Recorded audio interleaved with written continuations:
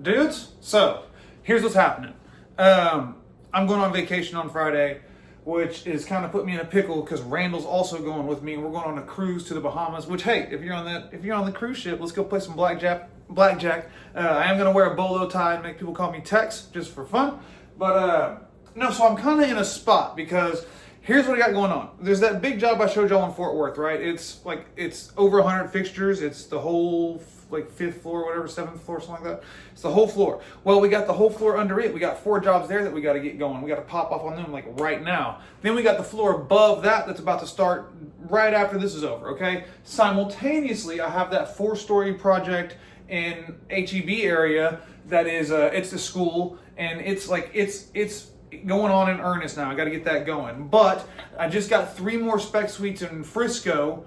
I got that really big skating rink thing in North Dallas, which is it's a really good job. They paid for the rough right away, and kind of they've been really good customers. Picked up a new one in Waco. I mean, just the long and short of it is I got shit everywhere, right? So one of the guys I hired for service, Nick, he was a foreman on construction, but I brought him for service.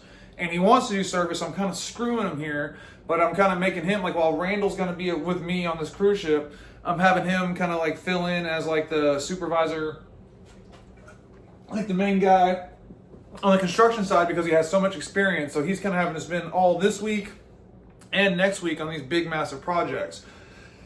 And it's got me to a spot where okay, so Gina starts as soon as we get back from the cruise. She'll be starting. Lester's gonna be coming over shortly after that. What we decided to do with Lester, I'm bringing him over to do management stuff, but he's gonna start out the first 3 to 6 months just in a truck as a general foreman in the field on his tools, putting up hangers, running pipe for a good while to kind of get my system, because I do have a system, guys. There's a reason we can do these projects so fast, because there's nothing to it the way I do it. But he's gonna learn that. But god damn, it's got me nervous, right? Because we're bringing on Lester, we're bringing on Gina, I'm gonna bring on 2 more apprentices.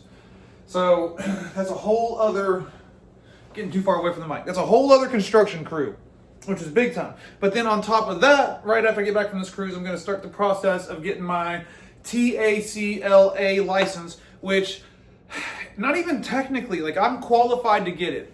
I don't think that should be the case. I don't like that HVAC is that easy to get the license, but because I worked in the mechanical industry for 8 years before I started this company, and I've changed out a ton of coils, compressors, done a ton of change outs. I've done change outs with helicopters and stuff like that, I've done a lot of HVAC, and so that makes me qualified to go take the test. So I'm going to go take the test, and I'm going to hold the HVAC license for the company. We're adding med gas. I'm kind of dragging my feet on that, but we're adding med gas. We're doing the HVAC license for me, and we're getting the hub certification. Now, what is hub? Hub is historically underutilized businesses. It basically means anything but white guys, and it is it's kind of bullshit, man.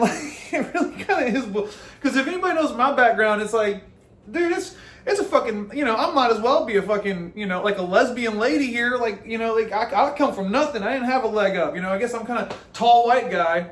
So, but still, man, that hub shit it's kind of fucking brutal. That I can't, as the business owner, I'm limited on which jobs I can bid. But anyway, so I'm changing that, and we're gonna put the shit in my wife's name.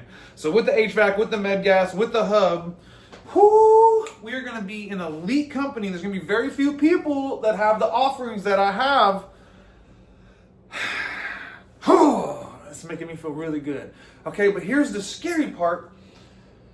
I'm a bit of a retard, boys. And I mean, we're going to grow this thing to probably by the end of the year, I'm thinking maybe 30 fucking people.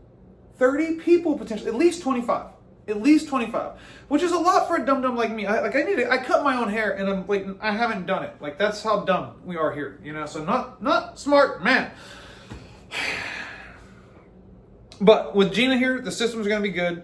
Lester, he's my nerd. He's my nerd. He understands me. He's going to be the Corey Whisperer, right? He understands my, passion and, focus. And he's got, whereas I think I have this, Latin fiery passion for shit. And I'm just I fucking will it to existence. Lester's got that fucking autistic fucking passion where he's like, oh, that's neat. Let me fucking nerd out on that, like to an insane. Whereas me, I'm like, I get the gist of it, right? So I do feel like we're going in incredible directions. I do feel like even though I'm a dumb, I can handle it.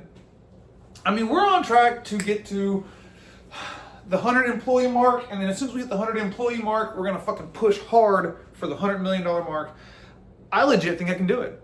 I legit think I can fucking do it. And by the way, I don't know if I already said in this video or not, Gen 3 cups, twist lid. Twist lid. I'm thinking about giving some away on YouTube. I don't know how to do it. Like, I'm tempted to just give one to Fred Rivas, Joe Coelho, Glorious Applebee's, because of the fucking name. The name alone, Glorious Applebee's. I just, as a YouTube name, love that shit. Bye.